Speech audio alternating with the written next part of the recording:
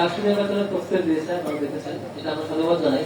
এবং 21 একটা হতাশার জায়গা হলো, আমরা আশা করেছিলাম 5 আগস্টের যে গণ অভ্যুত্থানের বিজয়, সেই বিজয়ের পর যে প্রশাসন আসে, সেই প্রশাসন 2-3 মাসের মধ্যে ডাকসু ইলেকশন দিতে পারবে এবং দিলে এই বছর আমরা আরো ডাকসু পেতাম, যদি প্রতি বছর হয় সাপেক্ষে। তো এটা যে ইন্টারিম পিরিয়ডে যেটা আমরা 2টা ডাকসু পাওয়ার কথা, সেখানে মাত্র একটা পাচ্ছি।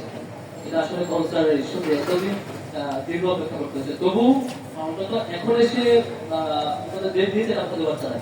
আসলে আমার পার্সোনাল অবস্থান, আমাদের সাংগঠনিক অবস্থান হলো, আসলে কে জিতলো, কে হারলো, কে প্রার্থী হলো, কে প্রার্থী হলো না, কে ভোটার হইলো, কে ভোটার হইলো না, এটা আসলে ডাকসু হওয়া না হওয়ার কোনো কানেকশন নেই। ডাকসু হইতে হবে, অন টাইমে হইতে হবে, এবং হচ্ছে ডাকসু প্রতি বছর নিয়মিত হইতে পারাটা, ছাত্রদের গণতান্ত্রিক প্র্যাকটিস করতে পারাটার মধ্যে দিয়ে থাকতে হবে। আমি তাহলে করতেই পারি, আমি জিততেই পারি, আমি ভোটার হইতেও পারি, নাও হইতে পারি। এইসব ম্যাটার করে যদি কেউ ডাকসু হওয়া না হওয়ার ইকুয়েশন ভাবে, এটা হবে স্বার্থবাদিতার আচরণ, এটা হবে ব্যাড ইন্টেনশনের বহিঃপ্রকাশ। আমরা আমরা যেটা বলতে চাই সেটা হচ্ছে নির্ধারিত টাইমে ডাকসু হইতে পারাটা সাধারণ শিক্ষার্থীদের গণতান্ত্রিক প্র্যাকটিসের প্র্যাকটিস করতে পারার বহিঃপ্রকাশ। তো এটাকে আটকে রাখার মানে এটা একটা দ্বিতীয়বাদী আচরণ। এতদিন আটকে ছিল, এটা খুবই দুঃখজনক ছিল, দীর্ঘদিন হয় না। এখন নিয়মিত হবে, একাডেমিক ক্যালেন্ডার অন্তর্ভুক্ত থাকবে, সেটা আমরা বিশ্বাস করি, এবং একাডেমিক ক্যালেন্ডার অন্তর্ভুক্ত সে দাবিটাই জানা।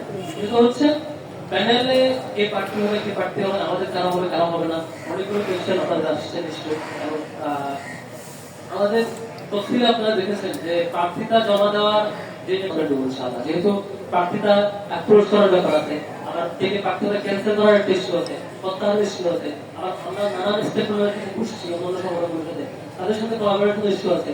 আসলে বিশেষে যে কারা কারা প্রার্থী হবে, কোথায় কোথায় আমাদের মধ্যে পারস্পরিক কোঅপারেশন করে, এই সবগুলো নিয়ে সিদ্ধান্ত চূড়ান্ত হওয়ার পরে আমরা নিজেদের সময় আপনাদেরকে সেটা জানাবো আর কি, ইনশাআল্লাহ। ডেমোক্রেসিতে মতনৈক্য থাকবে, এটা খুবই স্বাভাবিক।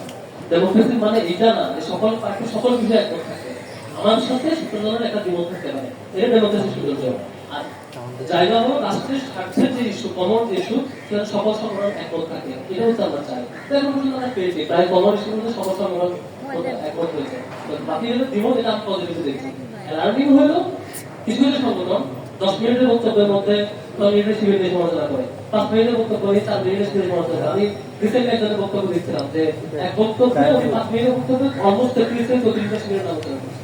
তো এরকম অ্যাপ্রোচটা এটা আমরা আমাদের প্রকাশ করেছি, আবার ছাত্রলীগ অ্যাপ্রোচ ফিরে আসছে কিনা।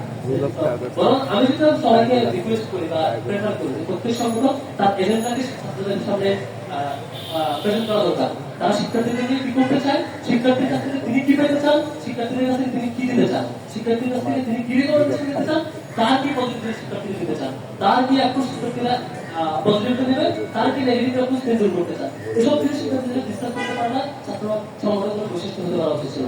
অথচ একটা সেমিনারে, একটা ডিসকাশনে, একটা দলের 10 জন আছে, তাদের 10 জনের শিবির নিয়ে ডিসকাস করে, আবার দেখা যায় যে 10 জনের আলোচক মানে আলোচনার অধিকাংশ নিয়ে শিবির নিয়ে সমন্বয় করে। এরকম হয় এক প্রকার রাজনৈতিক এজেন্ডা শূন্যতা বহিঃপ্রকাশ, কিংবা কর্মকাণ্ডের শূন্যতা বহিঃপ্রকাশ, আর একটু নবায়ন করলে দেউলিয়াতে বহিঃপ্রকাশ করে। যদি এরকমটা কন্টিনিউ হয়, আমরা এখান থেকে যে নতুন ফিরে আসার আহ্বান নিশ্চয়ই জানাবো।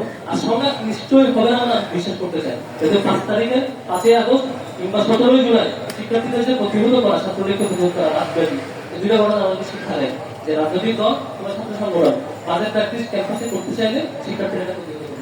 তো এটা শেষ করবে না, আমি বিশ্বাস করি, এবং গণতান্ত্রিক প্র্যাকটিসের মধ্যে দিয়ে থাকবে আমি বিশ্বাস করতে চাই এবং সামনে রেখে চাই। থ্যাংক ইউ, অনেক ধন্যবাদ।